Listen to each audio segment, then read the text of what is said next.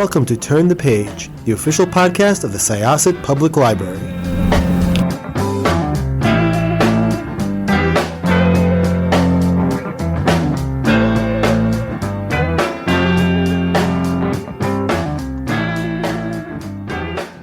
Welcome to Turn the Page, Syosset Library's podcast. I am Jessica, and I am here with the author of an amazing new, I don't want to call it 100% nostalgia, but there's some nostalgia in it because there are some nods to the time around Y2K and some other late 90s franchises. But at the same time, like, that is just such a small piece of this book that this is more just like a hint as to who I'm about to chat with. So I'm actually going to open the floor to him and let him tell us who he is and about his new book.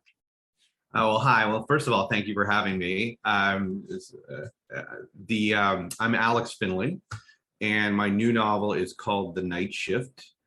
And it begins on New Year's Eve, 1999, when at a Blockbuster video store, for those of us of a certain age who can remember those, in New Jersey. And it's after hours, and tragically, the teenage employees working at the store are attacked, and only one of them survives.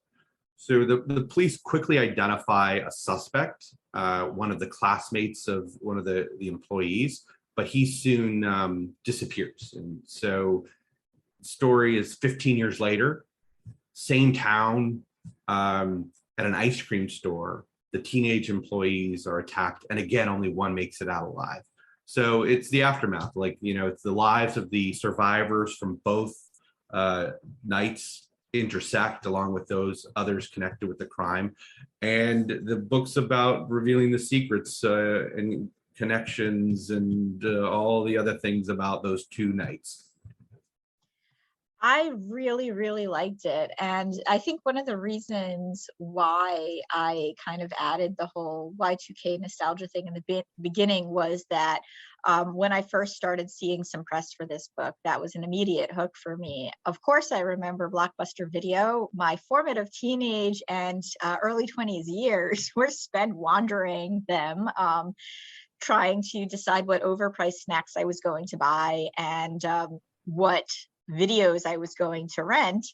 And also I remember where I was on New Year's Eve of Y2K, which for those non-Zennial, Gen X, Boomer, like those in the Gen Z zone at the moment, probably would only hear legends as to how people assumed that Y2K was going to happen, which explain Y2K for those. Yeah, I'm not, it was basically a computer glitch that when the date went from 1999 to 2000, the view is that computers across the world would think that the 00 was 1900, and it would have all these terrible ramifications for the stock market and airplanes and computers, and so there was a lot of media hype. Probably hype is probably the right word, given that nothing really happened. But it was, at the time, it was a big deal. Yeah, I think if the clock set back to 1900s, I think the most scandalous thing that would have happened would be that the computers would realize women are showing their ankles, which was not cool in the 1900s. But so the murder that happens, it was, it was three girls who worked together and their male manager, and then one, Ella, was the survivor. And we meet Ella in the present 15 years later. Actually, now is more than 15 years, but at the time that we meet Ella as an adult, it is 15 years prior to all of her friends getting killed in the place where she worked. And I have in my notes here that Ella is a bit of a hot mess. There are many ways in which she's succeeded in life career-wise, but in her personal life, I don't see how one is expected to really get over what she went through, but she just makes really, really bad decisions. Yeah, she definitely makes bad decisions, as you learn right away in the book. And I just thought it was interesting, like Ella has been through this terrible tragedy. We learn along the way that her family didn't really give her the support she needed in getting through it. And I thought it would be interesting to explore the kind of legacy of trauma, is what I've been describing, one of the themes of the book. And hopefully through the arc of the story, she, kind of finds her way, is my hope. But she definitely makes some terrible decisions, not any I'd recommend for any young professionals or anyone else for that matter. No, absolutely not. And she's brought into, as a psychologist, she's brought into the case that mirrors her own. And the survivor this time is a young girl named Jessie, who is a foster child. And Ella feels compelled to help Jessie because, she knows what she's going through. And as she's brought on by a former teacher of hers, she understands that if Jessie's going to open up to anybody, being as prickly as she is, it's going to be the one person who really does get what Jessie's going through. But the parallels between the case begin to mirror Ella's own a little bit more than she expected in the first place, which was enough. And that kind of brings into another character from the same time period who is experiencing trauma having to do with the Blockbuster murders, and that is Chris, who is slightly less of a hot mess than Ella, but still holds out hope that his brother, who's the one who had disappeared and who had been the prime suspect, is still alive and he can prove him innocent. So it was really interesting to see both of their traumas from different sides, and also just sort of how you mentioned earlier, how everything connects just in this really interesting puzzle that you won't really get until you're finally done with the book. Yeah, I mean, that's the challenge of writing these multi-perspective stories is I like to write them because it keeps me interested as a writer to jump around to different people and explore them. And the real challenge of making these seemingly separate stories intersect in hopefully ways that aren't obvious and ways that are twisty and surprising and all of that. But at the heart of all of the three, main Chris and Ella's perspective is Chris's brother, who's the accused. Like, this is the person that right after the Blockbuster murders, they arrest this 17, 18-year-old kid. He gets out because they really didn't have enough evidence. It was really just a rush to judgment. And then he just disappears. And so that leaves a victim with the person that everyone thinks did this, that she's not sure because she didn't get a good look at him, out there for 15 years. And that leaves a little brother who's 12 at the time, without a brother, and in a town where his name is now mud, because of what his brother's alleged to do. And you have law enforcement who's kind of given up because they think, we know who did it. It's just a matter of finding him, and the finding him case goes cold. And so when the new crime happens 15 years later and Ella's brought in, it obviously bubbles up feelings from what happened to her, but then she starts to have this feeling, and some things are revealed that makes her think, oh gosh, could this be the same perpetrator? And is that the character Vince, who everyone thinks it is, or is it somebody different? And that's kind of the central mystery of the book. It was great. It was a really good blend of police procedural and psychological thriller and character-driven mystery. I really enjoyed it. And I imagine you enjoyed writing it. Yeah, no, well, thank you for that, because I know you read a lot of books. Yeah, I mean, I enjoy writing. It's like anything. I enjoy doing this. It's my job, and it also can be, it's a challenge, and it's like any job. There's parts you love. There's parts that you or just shake your head about, and so it's a little of both. But it's I'm lucky to get to do something that has, I dreamed about doing, for years before I was published, and to have the book sell and things go nicely for these last two books have been really, kind of gratifying, validating at the same time. So I must ask, why Blockbuster? Well, I knew I wanted to set it in the 90s. I liked the nostalgia ring, although it's not, it's not a heavy, you don't get songs from the 90s. I didn't try and make it so kind of blatantly nostalgic. But Blockbuster, I just was thinking of a setting for these awful types of crimes. I knew I wanted to have it to be a workplace crime, both crimes.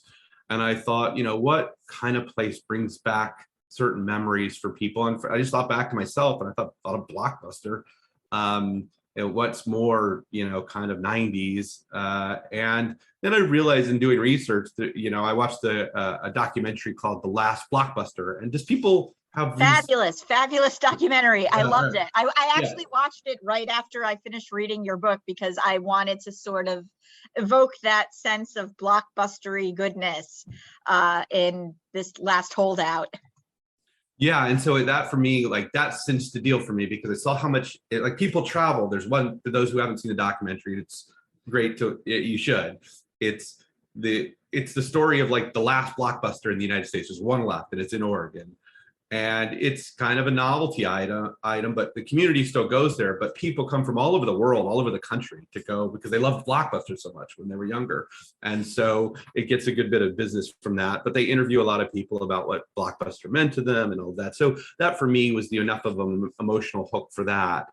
And then when I was picking the second crime, again, it was a matter of like, what would just be awful, and what's a great, place we all go, ice cream, that's a fun place. That's where happiness is. We celebrate there. Kids look forward to going there, and to have that be kind of juxtaposed against an awful crime. So those were the kind of thinking that went into the settings for both awful events. So on the Blockbuster note, you're in Blockbuster. It's the 90s. What are you like? What genre are you looking for? You're wandering around. What's your go-to section? I was back in the 90s. It was probably an action movie person. And I actually, my funny Blockbuster, there's a character who's not a major character in the book, but a necessary one right at the beginning in the prologue, who's this, early 20s Blockbuster manager. He's kind of exasperated. I loved him. His 2 seconds in the book were fabulous. Yeah, he's Steve, or the employees call him Stevie. And he's just, a sweet guy. The teenage employees are giving him grief constantly, and he's just exasperated. But I didn't base him on any real person, but a memory when I was thinking back to Blockbuster was when I was in college, and I rented the movie Tango and Cash. And I don't know if anybody remembers this, but this was action movie with Sylvester Stallone and I think Kurt Russell. And I returned it to the bin, which you did outside, but the store, for whatever reason, never got it. And so they wanted me to pay $80, which to me at the time was $1 million. And so I went into the store, and there was this kind of exasperated manager, not much older than me at the time. And I'm trying to talk to him like, I did return it. And in the background, his teenage employees are kind of like snickering and giving him grief. Oh, he's playing the big man. It was like kind of that thing. And so ultimately, this guy, he just was like, okay, you don't have to pay, but you can't rent videos here anymore. And he kind of took away my Blockbuster card, basically. But he it's funny when you write, you try and draw on different, you inevitably draw on things in your life, but you never know what they're going to be. I mean, this was I don't know that I would have ever had that Blockbuster memory, ever thought of that person again, but for in the creative process, trying to think about, who I'd want to be in the scenes. And so Stevie, wherever the real Stevie is, or even if my memory of him is accurate, that it's that kind of, for me, when I think back after I've written, like, it's kind of fascinating that where you get these ideas from, just in little grains of your memory that you just didn't even know you had. Well, I think that that's one of the reasons why the characters work so well. I mean, even the other girls who worked with Ella, with Katie, Candy, and Mandy, Yeah. like Yeah. what an authentic experience of working retail those three were. Even though, again, they're not major characters, but they're central to the plot, you captured the dynamic of, teenage girls working together from different, both economical backgrounds, and also Katie was a Catholic school student, which was very different than the public school students. She was a lot more sheltered, and Candy and Mandy were those two that sort of existed to secretly bring her out of her shell. And man, if that doesn't ring true, having worked retail in the 90s, and probably now, it really did. You really just did a really good job of making these minor characters pop. And when they were laced throughout the mystery that both Ella and Chris, and I guess Jesse too, are trying to sort of figure out as to whether or not there is a connection between these, they were just big and bright, and even though dead, believable. Yeah, I mean that's hopefully the goal, and thank you for saying that. I always love to hear that. It's for me, it's thinking back to that time. We all, if you ever worked a part-time job when you were in high school, which I did, or right after high school as well, you're kind of exposed to older people from different, your little bubble you're in, and there's also a camaraderie often that is developed. And I saw that I have children now who are range from 17 years old to 23. And I saw the same kind of things in their jobs. Like they would come home with funny stories about, this character who, worked with them and from their various part-time jobs. And so I thought it was a universal, and that's always good, because if you can tap into something that many people have experienced, or their family members have experienced that they kind of can relate to, I think it helps people kind of suspend disbelief when they're diving into this fictitious world, which is the hope. Did you know where the story was going when you started writing it? No, I had a loose idea. It would probably be a lot easier for me if I just mapped it all out, but that's just not how it doesn't work that way for me. Some people are really great about that. I think it's probably more efficient if but I'll through trial and error as a writer, I've realized that I'll often surprise myself when I'm writing, which I feel like is a necessity, because that if I'm surprising myself, then hopefully I'm surprising the reader. And that's how it keeps it fresh for me. And hopefully the twists and the developments are more natural. But it does paint you into a corner sometimes. You never, as you're going, if you decide to make this one little change, it can have a ripple effect through the book. And it's harder for me to keep track, because I often will forget. Like I know all the scenarios in my head of what it could be, what I was thinking, but sometimes I forget which one I did, and I overlook things. And that's what an editor is for, ultimately, to make sure you don't step on yourself as you're doing these things. But that's a long-winded way of saying I loosely kind of know, but mostly it's just I take it really scenes at a time. I think about scenes. I think about where I want to go in the short term, and then I write that, and then I just kind of building blocks. Do you have another book in your mind that you're going to start working on? I know this one is like barely out the door. Yeah, with the thriller mystery genre, the publishers like you to publish a book a year, which can be a challenge. I feel like I just finished the last book, which was called Every Last Fear, which came out last March.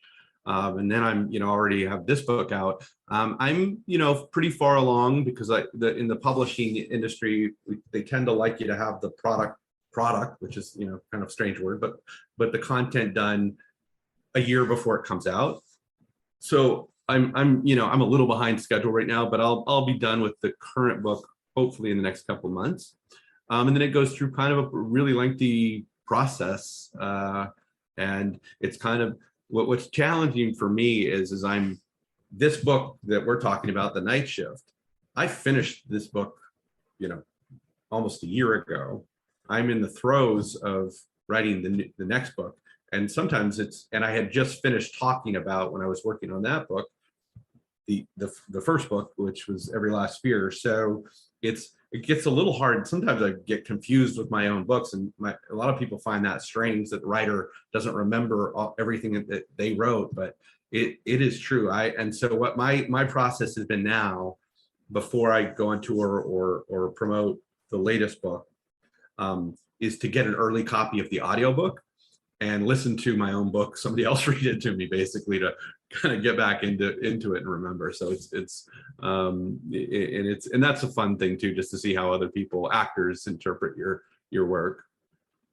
It's funny you say that, because when I saw that The Night Shift was coming out, and then it said also author of Every Last Fear, I was like, oh my, but that just came out a month ago. Wow, this must be, and I'm not saying that doesn't happen. There are authors who publish books like months apart, and that still blows my mind. But I didn't realize that it had been a year since Every Last Fear. And it's really just crazy how quickly things move, especially, you mentioned, in the world of thrillers. I've been doing this for about 4 years. In June as when the library launched Turn the Page, but we really started getting going about 2.5 years ago. And then during the pandemic, we were on fire, for less of a better phrase. And, we did connect with a lot of thriller authors. Thrillers were very big during the pandemic. And we saw that it was like the minute one door was closed, the next one was open. Yeah, I feel like, with, to your point about it, just seemed like, for me, time really melds together during the pandemic, particularly as we were all at home. The days start to look the same. And it's just, I think back to when the pandemic started, and I'm like, wow, I can't believe it was 2 years ago. But in some ways it feels like 100 years ago, because it was, because of everything everyone's gone through. And I think, I think there was real fear in the book industry when the pandemic started, that people were going to be too, distracted or anxious to continue reading. But I actually think reading's really helped people through this. And I think reading, book sales, I think, have been up during the pandemic. I don't know how the libraries, how you all have navigated, because you probably had periods where you had to close, but we did, but we found ways to sort of keep going and keep connecting with the community, one of which is virtual programming. And really, like I said, we really took off with podcasting, which became a very big thing now for us. We always enjoyed doing it, but it became a really formative part of the service we offer. We did curbside, but we did notice that people were reading a lot. And I know myself, thrillers and horror became my go-to for some reason, because, like, you could close the book and it's over, but like, you opened your door and COVID was still happening. So yeah, it's an escape for sure. And thrillers, I think, in particular, probably because of, the escape factor, and I think there was something to that with the popularity of thrillers. But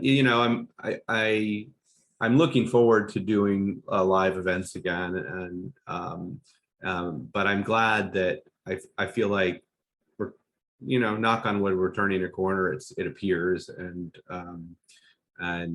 there's now kind of both. I think that period really, as you said, kind of ramped up the podcast for you all, which is just another way to connect with people who might not have ever been able to connect with it, if there was no pandemic, but also, I do think there's some going to the library has always, been something for many of us. It's kind of a blockbuster in a way, except for it's never gone away. Agreed. Well, thank you so much for taking the time to talk with us. The night shift was really, really good. I think people are really going to enjoy this one, and looking forward to seeing what's coming around the corner, which will probably feel like next week. And Right. Yeah. Well, thank you for having me, and everyone. I continue to support the library, and I look forward. We'll see you next week, which will probably which is really going to be next year. But Yeah, right. yes, I will pencil you in for March next Great. year. Yeah, 2023. All right, great. Thank you very much. This was Thank you. Jessica with Syosset Library's Turn the Page podcast. Our guest today was Alex Finlay. and Thank we you. are going to close this chapter of Turn the Page. It's time to close this chapter of Turn the Page. Join us for the next episode.